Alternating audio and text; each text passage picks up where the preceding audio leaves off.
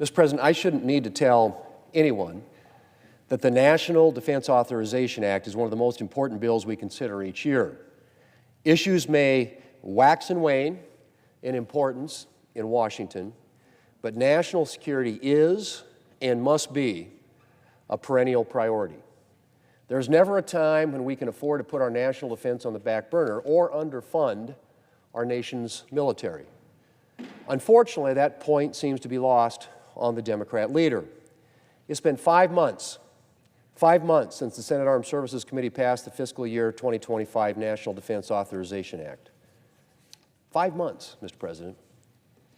We're almost 2 months into the new fiscal year, and yet, once again this week, the NDAA will not be on the floor here in the Senate. Mr. President, delays to the National Defense Authorization Act are always problematic. As I said, there is no time at which we can afford to put our national security on the back burner. But delays are especially problematic at a time when our military preparedness is lagging, and America's adversaries are flexing their muscle. In July of this year, the Bipartisan Commission on the National Defense Strategy published its final report. And I just want to read a couple of lines from that report. This is from the report summary, and I quote, "The Commission finds that the U.S. military lacks both the capabilities and the capacity required to be confident it can deter and prevail in combat," end quote. Now let me just repeat that, Mr. President. Think about that for a moment. The Commission finds that the U.S. military lacks both the capabilities and the capacity required to be confident it can deter and prevail in combat. That is a pretty damning statement.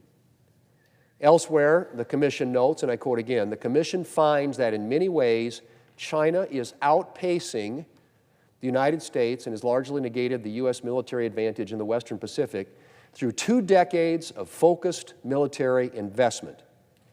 Without significant change by the United States, the balance of power will continue to shift in China's favor," end quote.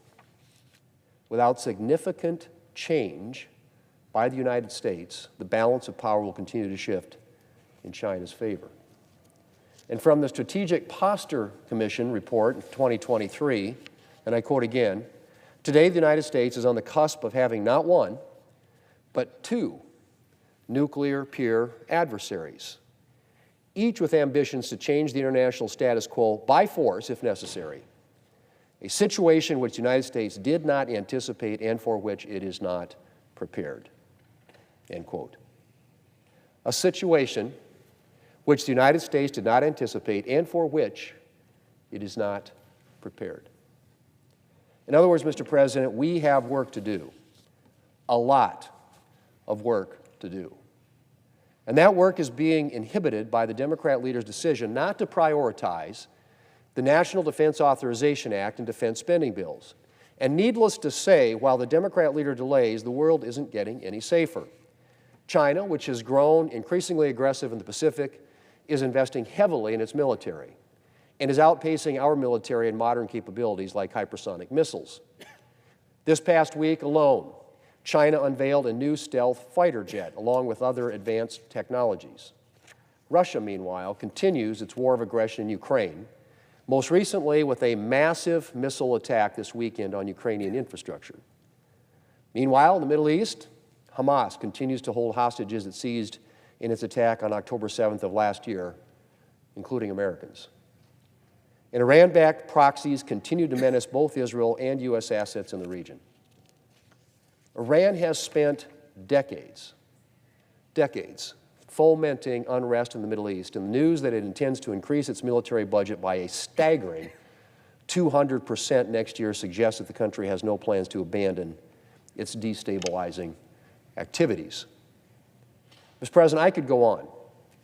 Each day's news is a reminder that we live in an increasingly dangerous world, and that while we never invite conflict, we have to be prepared for it. The Democrat leader may have chosen to spend his time this year on show votes and Biden nominees, but next year, control of the Senate will be different. And I will tell my colleagues right now that in the 119th Congress, neither the NDAA nor military preparedness will be put on the back burner. Under Republican governance, providing for our nation's defense and supporting our men and women in uniform will not only continue to be one of Congress's most important obligations, it will be treated as such. Mr. President, I yield the floor.